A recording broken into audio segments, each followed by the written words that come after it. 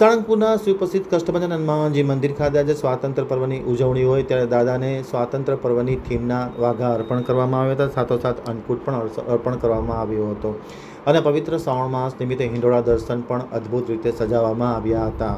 હવે જોઈએ સાળંગપુર આમતક ન્યૂઝ બ્યુરોનો એક વિસ્તૃત અહેવાલ. શ્રાવણ માસ અંતર્ગત શનિવાર અને સ્વતંત્ર દિવસના અવસરે દાદાને ત્રિરંગાની ડિઝાઇનવાળા વાઘા અને ત્રિરંગા થીમનો શણગાર સાથે વિવિધ ફ્રૂટનો અન્નકૂટ અર્પણ કરવામાં આવ્યો. તેમજ શ્રી હરિ મંદિરમાં શ્રાવણી દિવ્ય હિંડોળાના દર્શનનો પણ મંગલ પ્રારંભ કરવામાં આવ્યો હતો.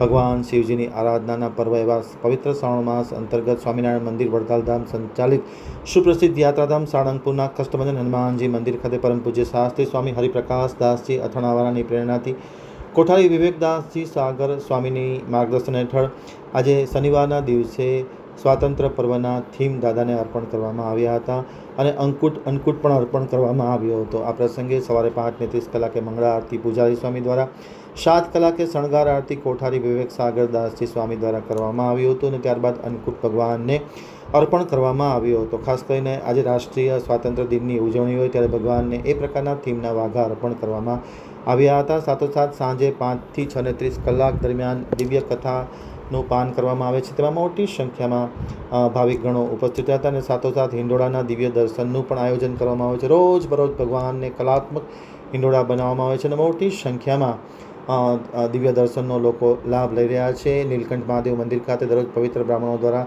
સંપૂર્ણ શ્રાવણ માસ દરમિયાન શિવપૂજન કરવામાં આવે છે. સવારે 7 થી સાંજે 6 દરમિયાન આ કાર્યક્રમ યોજવામાં આવી રહ્યા છે.